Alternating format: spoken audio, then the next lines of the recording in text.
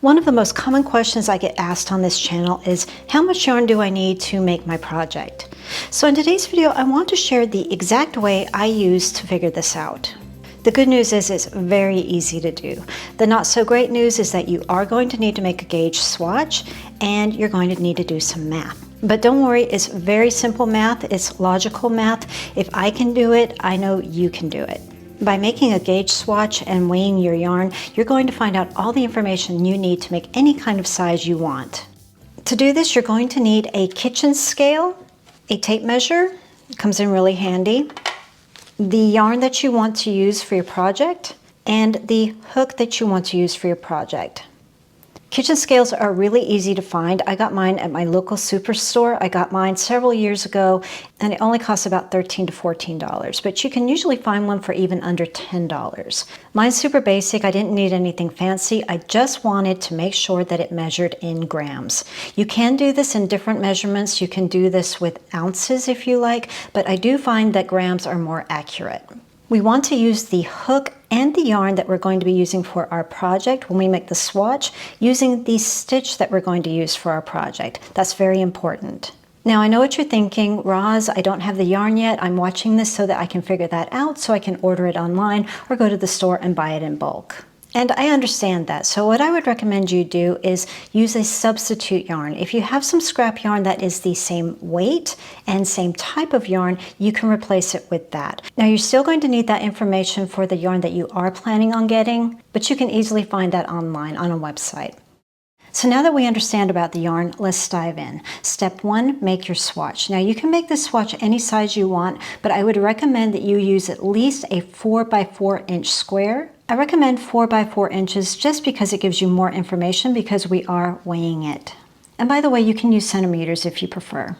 For this little demo here, I just worked with double crochets, but use whatever stitch you're going to be using for your project. So if you're going to be doing the Suzette stitch or a V stitch, use whatever you need. If you're using a variety of stitches, then just work your sequence into a square. Once you've got your swatch ready, it's time to do some weighing. For this tutorial, I'm using a 4 by 4 inch square and weighing it in grams. It weighs 4 grams. So we know that our 4 by 4 inch square measures 4 grams. And remember, you can use centimeters if you prefer. So that's step 1.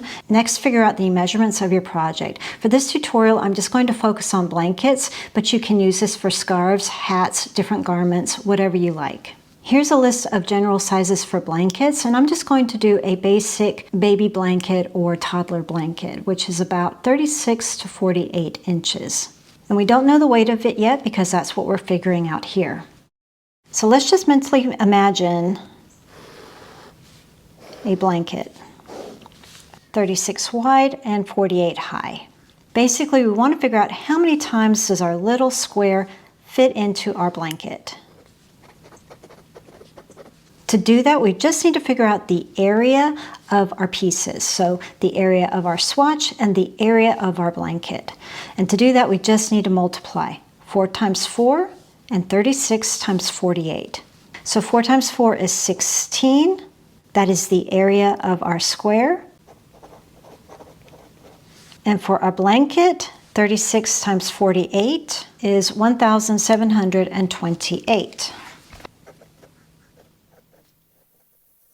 So again, we want to figure out how many times does our little square fit into our big blanket.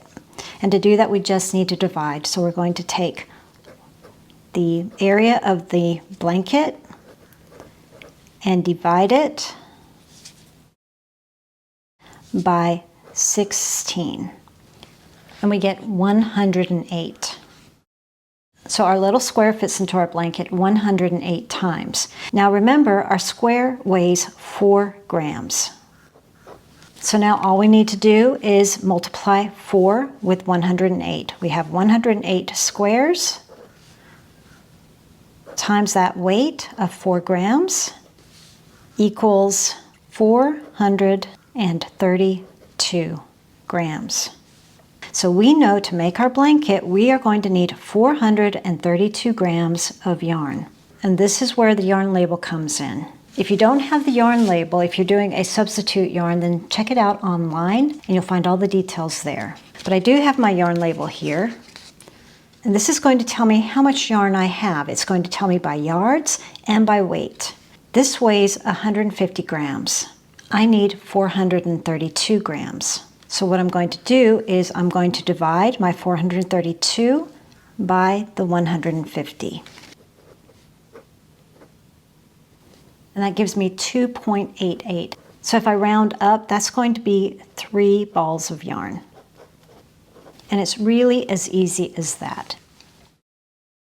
If you're working on a corner-to-corner project, you can use this method as well, the traditional corner-to-corner, or if you're working a specific stitch in corner-to-corner, just make the same kind of swatch. It can just be about 4 by 4 inches, or it can be a little bit bigger. It's completely up to you on the size of the swatch, and then just follow the same steps. And that's if you're working with a self-striping yarn or with one color. Now, if you're wanting to divide that up and figure out how much yarn you need per stripe, that's going to be a little bit more tricky. As well as if you're wanting to do a graph GAN. For something like this, you're going to want to actually measure your blocks and see how much yarn you're using per block. That way you can go and look at your graph and count the colors and compare it to the amount of yarn you use. So that's for another video, but if that's interesting to you and you'd like to learn more about that, please let me know in the comments and I'll work on a video about that. Now, if you're working with something like granny squares where there are multiple colors and stitches, then what I like to do is make that square, and I usually just use one solid color. I'll just choose one color in the same weight and yarn type as I'm going to be using. I'll weigh it, then reverse engineer it. You can just pull it back round by round and weigh it.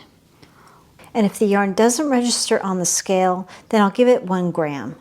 And then I go from there. I figure out how many squares I'm going to be making for my blanket, and then I decide how many colors I think I'm going to use, and then I can break it down from there. Now, if I'm working with something with stripes or ripples and waves, then what I like to do is use the width of the project that I want to make my swatch. For example, let's say I'm working on a baby blanket again, that's 36 by 48 inches. I'm going to make my sample 36 inches long. And I typically like to use a couple of rows with the same color, so I'll work a couple of rows of the stitch. That's going to be my swatch sample. So let's pretend I did 2 rows of this blanket and then I weigh it and it comes out to 20 grams. The other thing I want to know is how tall it is. If you're working with straight stripes, that's super easy, but if you're working with something with waves or chevrons, then you want to measure from the highest point to the lowest point. And remember, I'm only focusing on where I'm changing colors, so I just have 2 rows that I'm focusing on. So here's my lowest point, and there's my highest point. And that's nearly 2 inches, a little bit less, maybe 3/4 inches, but I'm going to round up and go to 2 inches. So I know with my swatch, for a 36-inch long swatch for 2 rows, it weighed 20 grams and measures 2 inches. And now I can just divide that into my 48 inches and see how many times am I going to be changing colors. So I'm just going to divide my 2 inches into the 48. So that's 48 divided by 2, which is 24. For this blanket, I'm going to be switching colors 24 times, or in other words, I'm going to have 24 stripes. And each one of those weighs 20 grams. So I'm just going to multiply my 24 stripes with 20 grams. And from that, I know I need 480 grams of yarn to make my blanket. So that's how I like to figure out how much yarn I need. Now, if you've watched this and you feel like that's still a little bit complicated and you want a simpler way, then there are other options. You can guesstimate it by looking at free patterns online. A lot of yarn companies have free patterns on their websites, so you can go on there and pick one that looks similar to what you want to make and see how much yarn they recommend. Yarn kits and yarn packs are a lot of fun. Addict24 comes to mind. She creates some beautiful yarn packs and patterns. A yarn calculator is a great option, but keep in mind they're usually based on a single crochet stitch. With many of them, you do need to provide a stitch count and row count, but this one by Jimmy Bean has a more plug-and-play option, and it looks pretty good. But if you've used one that you really love, please let us know about it in the comments. Now, if you're trying to figure out how much yardage you need for a project, I do have a video all about that I'll go ahead and link to here. It's really useful to know how to do this, and again, we're using the weight of the yarn to figure out how much yardage we need.